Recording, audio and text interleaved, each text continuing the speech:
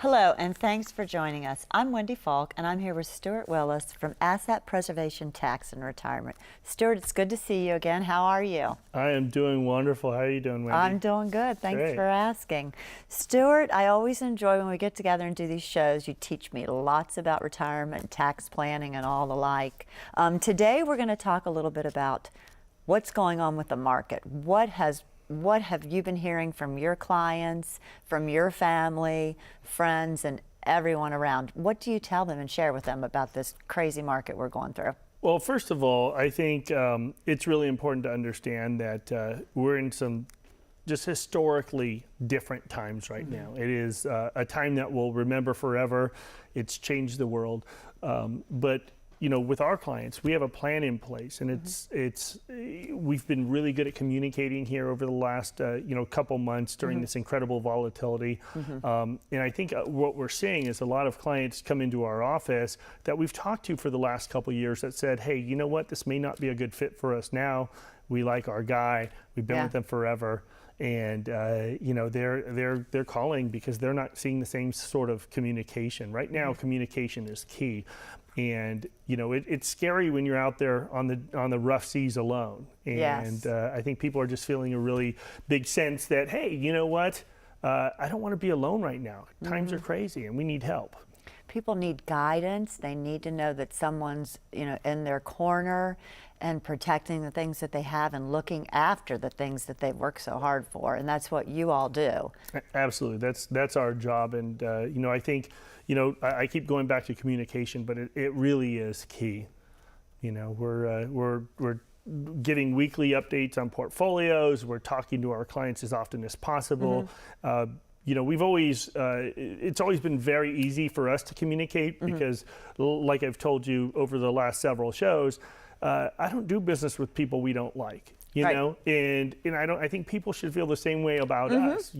I am not right for everybody, and I'm okay with that, and they need to be okay with it as well, right? But find an advisor that you enjoy, that you like, that you can communicate well with, and I really do think the last several months have been a key indication over whether or not that communication works with you and your advisor or not. All right. It's important that you have someone that you trust and that you like. I mean, they're managing your finances for how you're going to live the rest of your life. Yeah, no, it's important. Trust is everything, and sometimes trust comes over time. And we have clients that that come to our tax practice, for example. We have a full-service tax office, tax preparation, tax planning, and they'll come in and they'll say, Stewart, look, I like you a lot. I've been with my advisor for 25 years. I'm not going to do anything. When he retires, we'll talk. Well, we're seeing 2, 3, 5, 7 years later, clients say, you know what, my guy's retiring. He's back in Wisconsin or Illinois, and it's just too hard to communicate over that long distance. And so, being just the snowbird capital of America, we're seeing a lot of people with these really deep felt allegiances to their advisors that they've had for a long time. And I respect that because I know that, these are good people that have made commitments to each other and they're honoring that. But sometimes it gets too difficult to communicate in this crazy time. A lot of clients that were snowbirds that go back and forth, they're not doing it anymore. They're saying, you know what, Arizona is now my home. That's where we're going to stay. And quite honestly, with the advent of Zoom conferencing and WebEx and GoToMeeting, we can now communicate with our clients back home, whether they're back in Iowa or Kansas or Illinois, New York. We can communicate to them face to face now with our virtual meetings. And you know what? COVID has really pushed us to step up our communication game on the technology side. I think it's done that to a lot of people. It's incredible, but that's the one blessing that's coming out of this bad time is that we've stepped up our technology game, and we're ready to communicate with our clients that are only here part of the year. Yeah, well, that's good to hear, and I know they all appreciate that.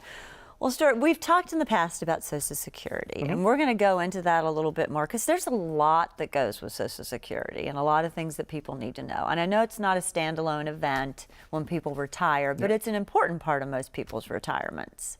And there are a lot of rules and a lot of things that have to be looked at in order. And we've talked in the past about taxing, and you have the tax planning portion of your business that's very, very helpful to your clients. So with Social Security, what are the most important things that your office feels people need to do when planning for the time that people are going to take Social Security? Well, the first thing when it comes to Social Security is stop listening to your friends. That's the best piece of advice I could ever give is what your situation could be drastically different from your water cooler friend. You know, you're working next to somebody for 10 years and you think your situations are the same. And sometimes there are things that they're not telling you. You know, everybody's life is different. I would say that it is not a cookie cutter approach when it comes to Social Security. What's optimal for you may not be optimal for them, and vice versa. Right. So I would say make sure you make an informed decision. And by informed, I mean come into our office, have a conversation with us. We'll show you exactly what the right plan is. And know that you're making that informed decision that's well reasoned, right? Right. With all of the facts. What we do is we cash flow out your next, 20 years of Social Security. We show you what the impact is, because a lot of people will tell you, oh, you know what, take it now at 62 because Social Security is going broke. We've all heard that. Yeah, right. Social Security is going broke, or what if you die tomorrow? What if? There's all these what ifs, but I would just argue that it makes sense to really understand the implications, whether you take early or late or, right on time. What's right for you isn't right for everybody. Right. Everybody has a different scenario. No doubt. By some people maybe somebody's health is poor and they don't necessarily think they're going to have a long lifespan in order to enjoy the benefits of their Social Security. So it might behoove them to take it a little earlier. Absolutely. So what we see very often is people that don't actually get to enjoy retirement because they're so worried about being broke later that they never get to actually enjoy the time that they've worked their whole life to to put aside this money and go into retirement with. Our whole job is to help you enjoy those years between when you say, take this job and shove it, and it's your last day here. I mean, I think it's really important to squeeze all of that nectar out of life here, to really enjoy it as much as you can, and to know that, hey, all of your goals are going to be achieved. Now, we have these crazy times that are thrown in front of us every once in a while, like COVID. Right. But if you have a proper plan in place, it's not going to derail you. You're going to get through it. Yeah. And that's what you all do. You help people get a proper plan in place so that when things like this happen, they're not going to be in a terrible situation. Absolutely. Yeah, absolutely. The plan is everything. Yes. Well, we know that 90% of people on Social Security, the recipients, they receive less than what they're entitled to. How do you, at Asset Preservation, help them receive what they are entitled to? Well, first of all, you need to know, like I said at the beginning, what is possible? What are you allowed to receive in your maximum benefit if you live to this age or that age? The one thing I can't tell you is how long you're going to live, right? So if I knew the day you were going to die, I could have... You don't know that, Stewart? I don't. And I can tell you this. That. But if I did, we could have the perfect plan in place, right? It would be a plan. And some people's plan is to say, hey, look, I want my last dollar and my last breath to end on the same day. Others say, I want to leave a ton of money to the kids and the grandkids, or they have that one rotten kid they want to cut out and give it to the other two. Whatever. My job isn't to achieve my goals, it's to achieve their goals. Right. And I'm not here to judge those goals. I'm here to get them done and to achieve them. And I think what we offer at Asset Preservation Tax, it's way different than anybody else locally here, is that we have that built-in tax office. And our tax office is not about preparing taxes. That's what we do. We do prepare taxes, but it's about tax. It's not about tax prep. It's about tax planning. And when it comes to tax planning, oftentimes we can take substantially less risk with a portfolio and achieve the same exact result because we're tax efficient. It's not about what you make, it's about what you keep at the end of the day. So it's super important to have an efficient tax plan in place as well, because that'll allow you to take, for example, if you say, look, I'm comfortable taking a 10% loss in the market, well, maybe we can notch it down to 7 or 6 if we're tax efficient and get the same outcome. So, you know, there is no cookie cutter approach. Everybody's, you know, situation's different, but it's important to be tax efficient so we don't have to gamble with your money in the market to the same extent that people that are inefficient have to do. Yeah. Well, Stewart, getting back to the whole Social Security thing, how can our viewers increase their Social Security benefit? What are some ways that they can get the most out of their Social Security when it's time for them to start taking it? I mean, we know that it just doesn't show up in your bank account. Yeah, right. And you got to go down there and sign up for it or whatever. But how can you all help them figure out how they can get the most out of it? Well, one thing we do is we do a comprehensive Social Security report to show you what is the most efficient way for you to file individually. And everybody's situation is different, like I've said. But what we can do is we can show you what would be the effect if we file at 62, 63, 64, 65, and we can graph all of those out for you so that you can make an informed decision, right? So most people don't get their maximum benefit, but here's the truth. And this isn't what, you know, a lot of advisors won't tell you this part, is getting the most Social Security isn't necessarily right for you, okay? It may make sense to take a little bit more now than later for certain reasons. What if there's tax planning, you know, benefits? Because the most Social Security doesn't mean the most realized benefit because of the tax implications of Social Security. When Social Security was originally created, it was not meant to be a taxable income source. FDR said this would never be a revenue source for taxation, yet now up to 85% of Social Security is taxable in certain circumstances, in most circumstances. So what our goal at Asset Preservation Tax is to make sure that we create an efficient environment to make sure that the least amount of Social Security is taxed as possible. And that's just about planning, about doing it ahead of time, about making sure you have a plan. And it's not just Social Security that's taxed or penalized. It's also Medicare as well. Yeah. And Stewart, we're going to have to take a break for just a second. We got really into this Got me Social fired Security up. talk. I know. I got you all fired up. We're going to take a break. We're going to open up our phone lines. Call 833-652-7829. And Stewart, you're going to offer the first 10 callers a complimentary. what we'll do is offer two things: a complimentary portfolio review and a complimentary Social Security report outlining the best options for you specifically. Stay tuned. We'll be right back. As a good saver, you've been putting away money during your working years. Studies find that the biggest fear of retirees is running out of money. Market volatility isn't just the downward movement of stock prices, it's the size and frequency of change. The more dramatic the ups and downs, the higher the volatility. This can put savers who are newly retired or a few years away from being retired at greater risk. Today's generation of retirees is not receiving traditional pensions as our parents or grandparents did. Instead, we have retirement accounts such as 401ks or 403bs. These accounts typically expose your money to market risk. The last thing you want right before retirement is to lose a portion of the money you need for income. But how do you turn these accounts into a retirement income? Is it safe to keep all your retirement money sitting in the stock market? The last thing you want is to lose a portion of the money you need for income due to market loss.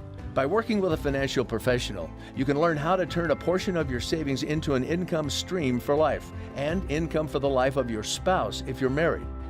We all have moments in our lives when we wish we had taken action sooner. Don't let procrastination reign on your retirement parade.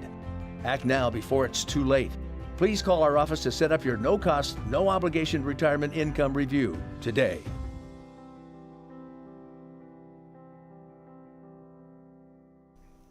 Thanks for staying with us. Stewart Willis from Asset Preservation Tax and Retirement is still here. Hi, Stewart. Still here. Still here. Going strong. Yes, ma'am. Yeah, we were talking about Social Security before we went to break, and we're going to continue with that because, as I said before, there's a lot to do with Social Security. Absolutely. Yes. So what happens if someone claims their Social Security early?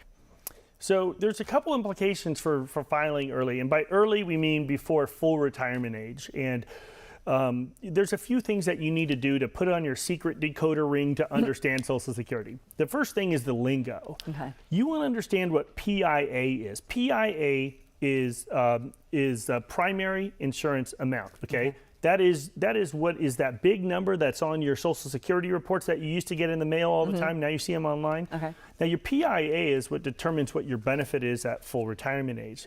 If you take it at 62, presuming that your full retirement age is 66, you're only getting 75% of your benefit. So you're not getting your full benefit at 62. But remember, you're getting it for about 4 years longer. So when is that break even? That's super important to understand. But what we also see are people that say, look, oh my gosh, it's 62, I'm turning 62, I am done. I'm done working, I'm gonna file for Social Security, and they do. They file for Social Security, and then they're at home and they're hanging out, and now during the quarantine, they're watching reruns of old Bonanza or whatever, right? And husband and wife are getting into fights saying, I got to get out of here. Oh, yeah. I can't hang out with this guy all day long, right?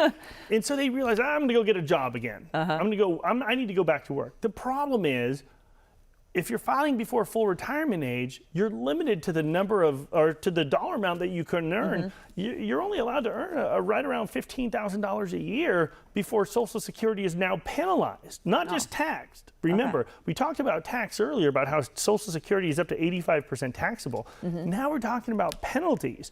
So for every $2 you exceed that income threshold that's put in place, there's a $1 reduction in your benefit. And so, does it make sense to pay or to file for Social Security if you're going to be paying, 2/3 of it in penalties? Maybe, maybe not. Everybody's situation's different. Right. I would argue it just makes sense to make an informed decision, and that's why we do those complimentary reports for our clients and for their friends, is to make sure that they really have an understanding of how is this going to impact us going into retirement. What is the real implication? Well, Stewart, people say this all the time. I've been hearing this since I was very young. Oh, there's not going to be any more Social Security when you get ready to retire. It's all going to be gone, and they're still saying it. Do you feel it is possible that Social Security is going to run out of money? Well, here's what I will say. The senior citizens are the biggest voting bloc in America, and taking it away would be catastrophic, and they would mobilize, absolutely. Now, I've said that forever. And I said it before, the problem is in 2015, during the Budget Act of 2015, a big part of it was taken away. A lot of our filing strategy options were taken away. The file and suspend is gone now. The file and restrict has been phased out. Those people are, if they weren't 66 full retirement age by December 31st of last year, a lot of those have been phased out. So Social Security is being reduced over time. Is it going to go away? Absolutely not. However, we are planning to make sure we have those contingencies in place. It's important to make sure that you don't rely only on Social Security. Absolutely. But is it going away? I don't believe there's a chance. No, that's good to know for most people out there, because I have heard that forever and a day. And I know that, as we said before, it's not a standalone event. People should have, but there are people that rely basically on Social Security for their retirement. And that's a tough existence. It is, definitely. It's a really, really tough existence. And that's why they need to get in to see you at Asset Preservation, so they can make a plan early on so they're not in that boat. Planning is everything. Yes, the plan. Well, how do most people know what age to start taking Social Security so that they can get the most money? Well, the reality is that most people guess, and that's an absolute wrong approach. I think the important thing is to make sure you sit down with a financial advisor. We hope you choose us. I mean, that's what we do. But it's really important to make sure you understand why you're choosing when to take it. What you don't want to do is take it early necessarily, just so that you don't have to take your IRAs. A lot of times advisors, they're paid either by commissions or fees. And they don't want you to touch that money. You've had it with them so long that they kind of start to think it's theirs, right? And so they want to leave that undisturbed so it doesn't reduce the dollars they have under management. And so you rely on Social Security, and sometimes you're giving up a lot by taking it early. By only taking 75% of it, you could be giving up a lot of future benefit. In most cases, that's true. It doesn't usually make sense to take it at 62. But sometimes it does. Makes sense. Stewart, we're going to go to another break. We're going to open up the phone lines, 833-652-7829. Had a lot of calls, but just be patient and you'll get through. And Stewart, you're going to offer the next 10 callers? The next 10 callers, I can offer the complimentary in-office consultation to go over your personal filing strategies for Social Security, along with a complimentary portfolio analysis. First 10 only. Stay tuned. We're going to be back in just a bit, and Stewart will still be here with us. As a good saver, you've been putting away money during your working years. Studies find that the biggest fear of retirees is running out of money. Market volatility isn't just the downward movement of stock prices, it's the size and frequency of change. The more dramatic the ups and downs, the higher the volatility. This can put savers who are newly retired or a few years away from being retired at greater risk. Today's generation of retirees is not receiving traditional pensions as our parents or grandparents did. Instead, we have retirement accounts such as 401ks or 403bs.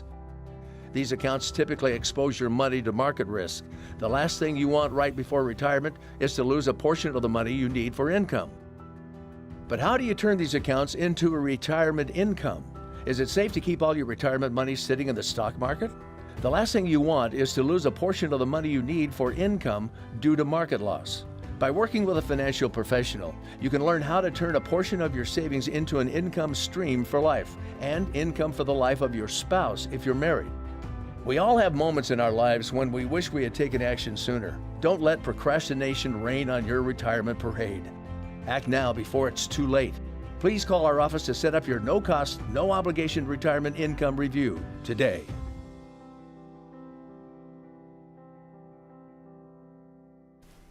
We're back with Stewart Willis from Asset Preservation, Tax and Retirement. It's a mouthful, isn't it? We're going to have to do about 100 shows and I'll finally get it right. Stewart, I'm glad you're back with us. We're going to take some time and talk about annuities. There's lots to talk about annuities, and I think you're just the man to talk about them. Yeah, so it's a very complicated world navigating annuities. On one end, you'll see a big financial advisor that's saying, I would rather die and go to hell than sell you an annuity, right? On the other end, you'll see, oh, you need an annuity or you're going to run out of money. And the reality is sometimes there's answers in between there, right? Some annuities serve a really good purpose.